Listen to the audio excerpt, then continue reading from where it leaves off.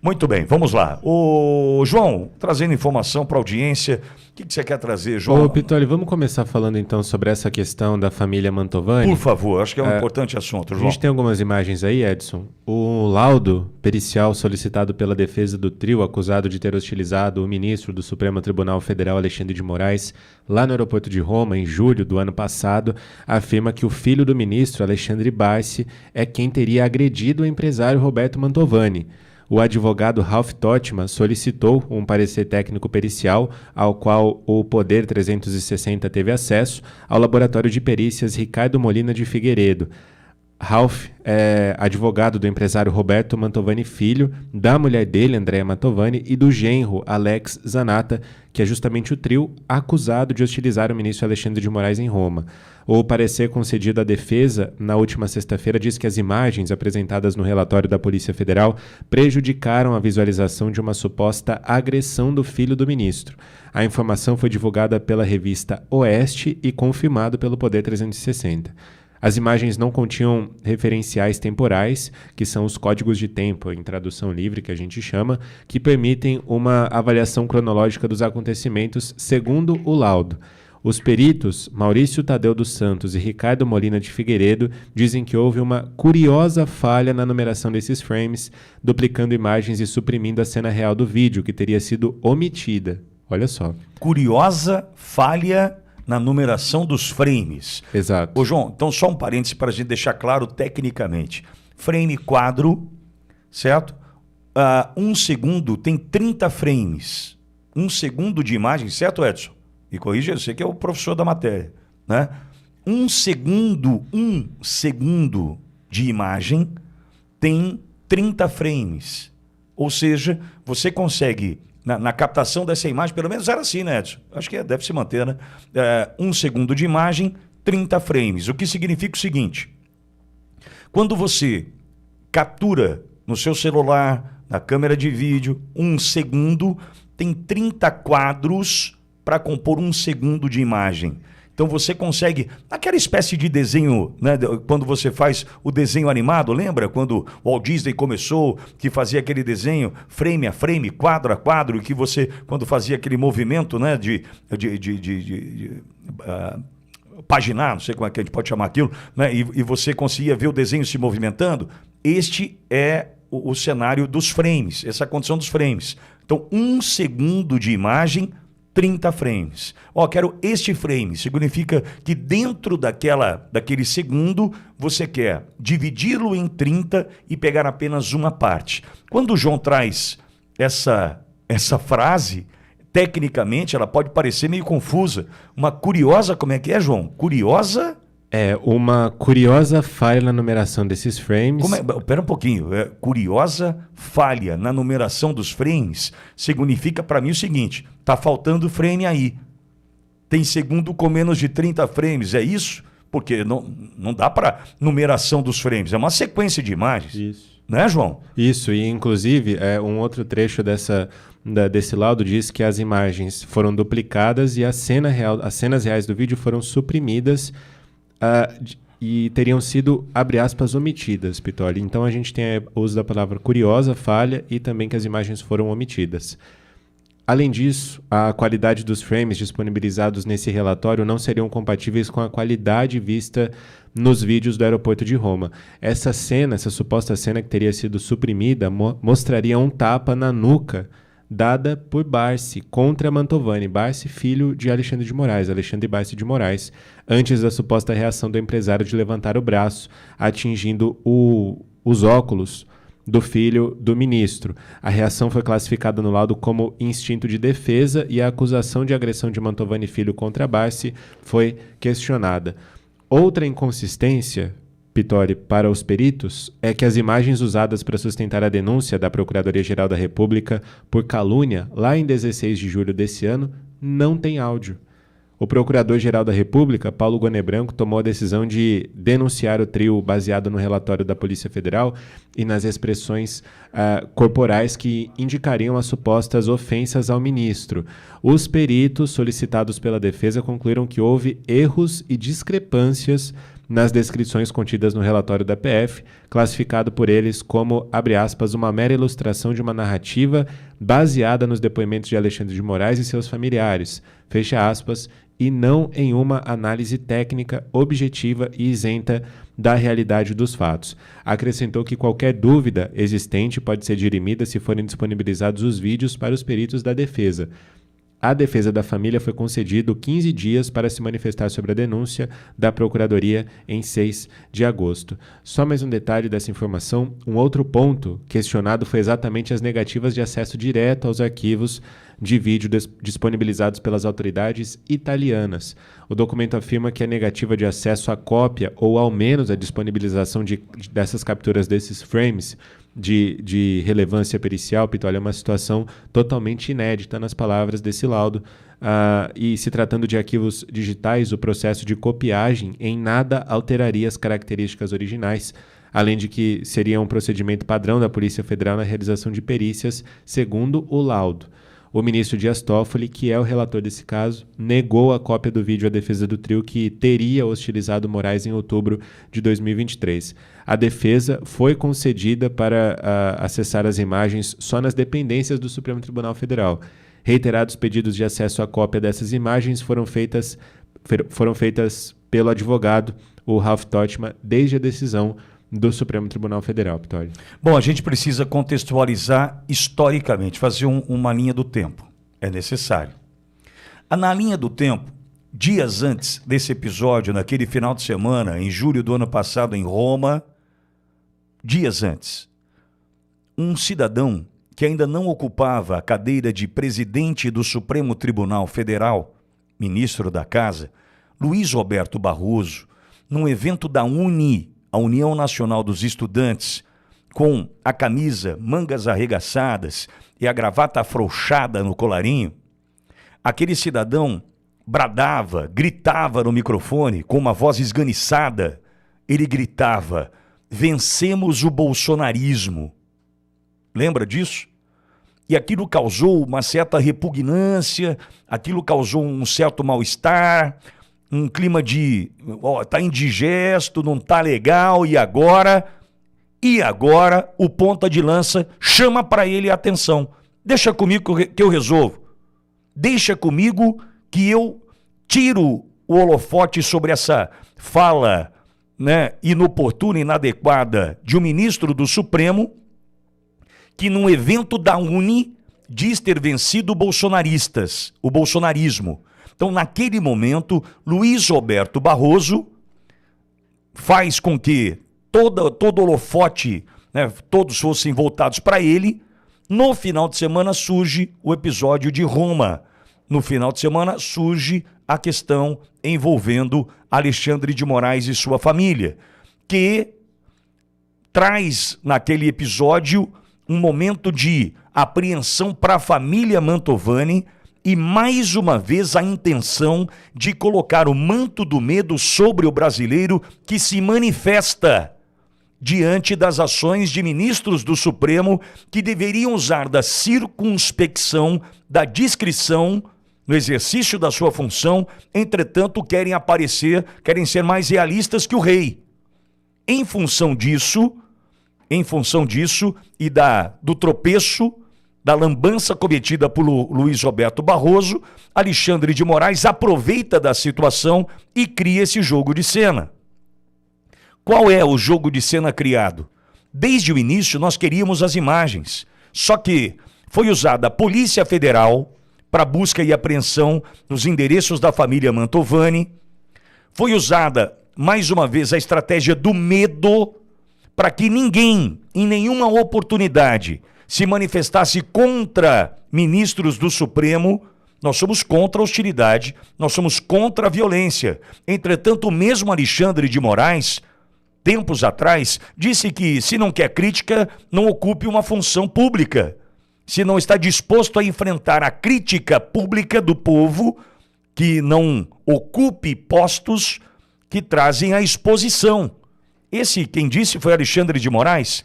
Entretanto, em função do momento, em função da situação, ele aproveitou desse entreveiro no aeroporto de Roma. Para quê? para pesar mais uma vez o manto do medo sobre a família Mantovani e, consequentemente, sobre brasileiros comuns.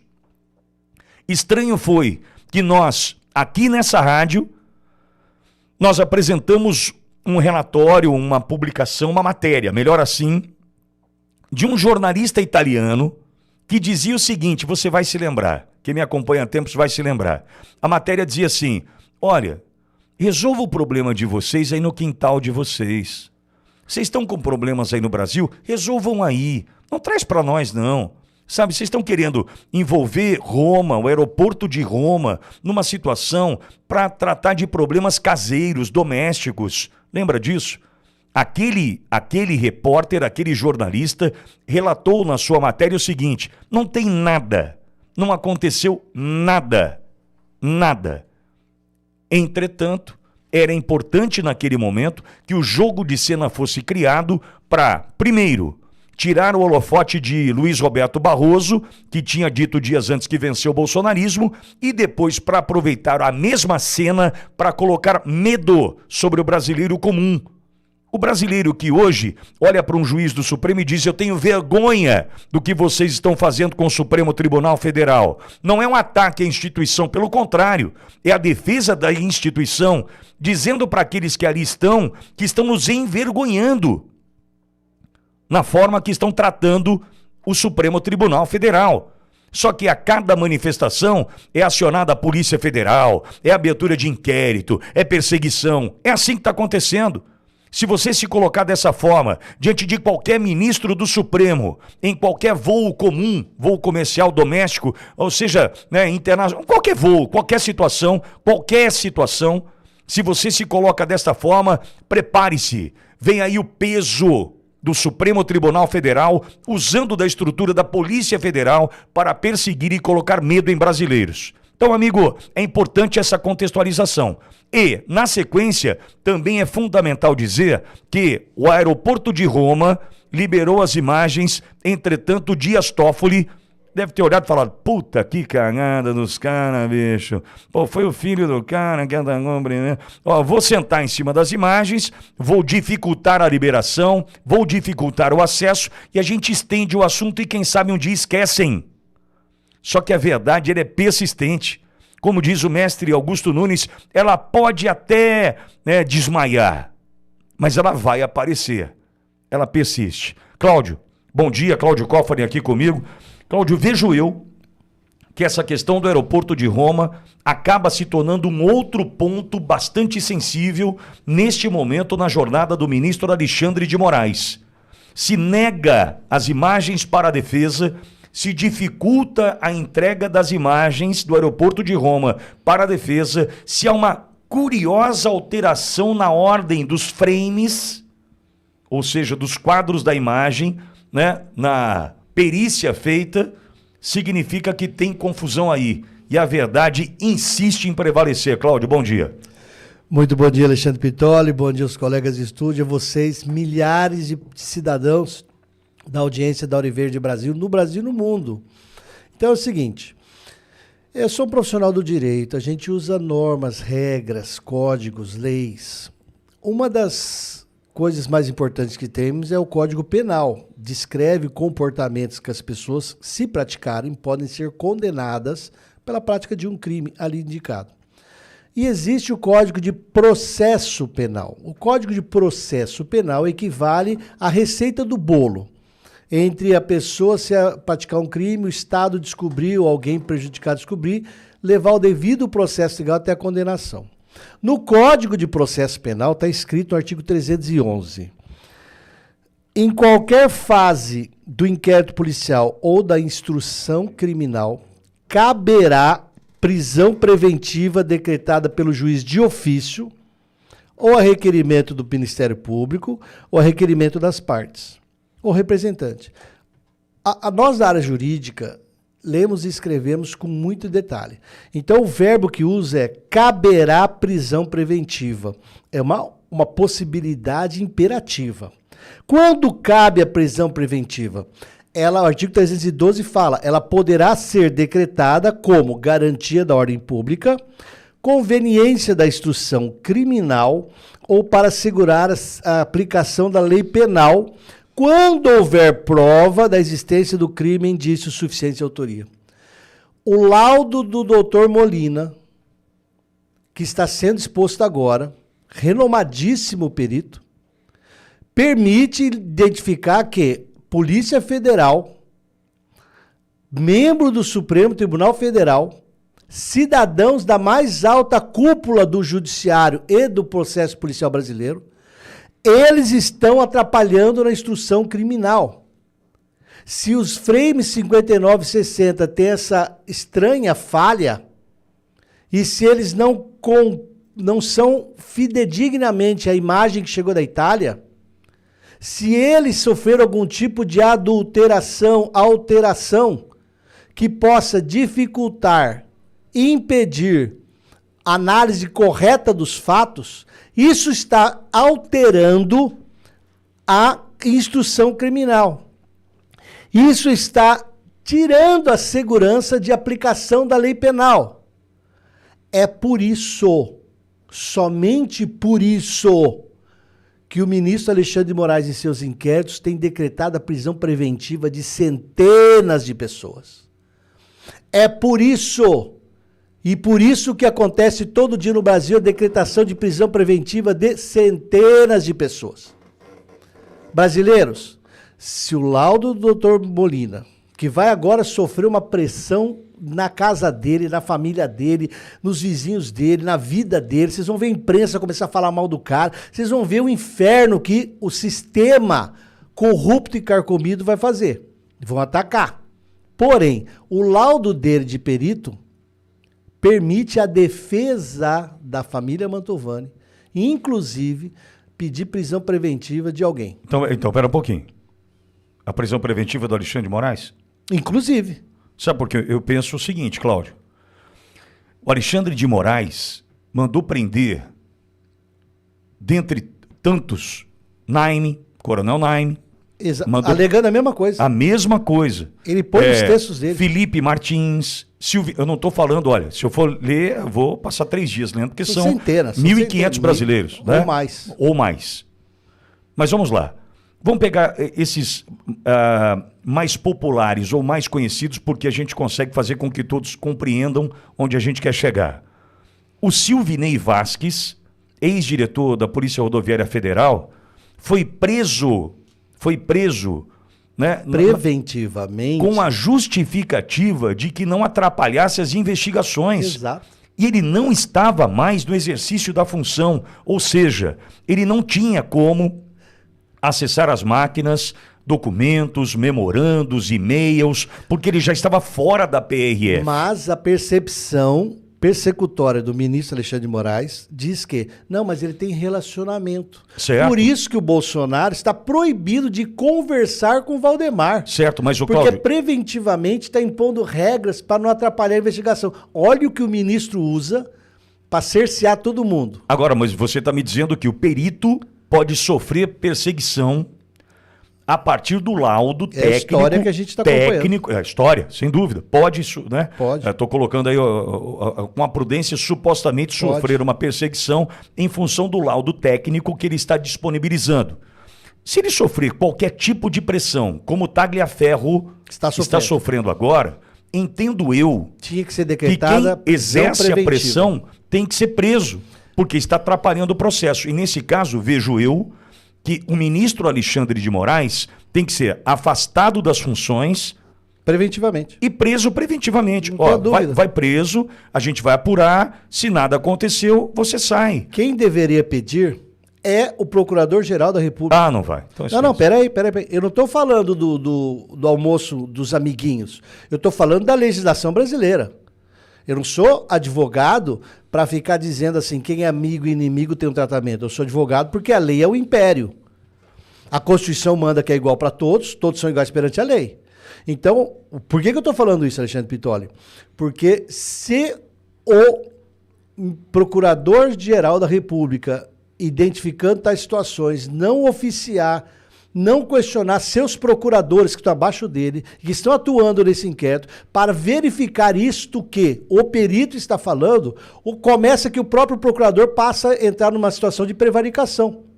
E de suspeição também. Prevaricação é um crime que é praticado por funcionários públicos quando eles praticam um ato que não poderiam ou deixam de praticar um ato que eles deveriam para beneficiar interesses próprios ou de outros, desobedecendo a regra. Então, o que está acontecendo é, se o procurador-geral e se procuradores da República que atuam não forem investigar essa manifestação do perito, eles estão prevaricando. Aí nós temos também o Corregedor-Geral da Polícia Federal. A partir dessa informação, ele é obrigado a abrir um procedimento indagando se alguém dentro da Polícia Federal gerou algum procedimento que alterou esses frames 59 e 60. Então, cada órgão tem... O presidente do STF, ele é obrigado, ouvindo isso, a questionar internamente, fuciar internamente e descobrir. Se esses funcionários públicos não cumprirem a lei, está comprovada a destruição da obediência à norma legal e, teoricamente, todos podem ser presos preventivamente. Quem alterou, Todos. quem disponibilizou, quem negou o acesso. Todos. A lei é assim. Por isso que a gente acredita no império da lei. Por isso que a gente exige a democracia que está na Constituição brasileira.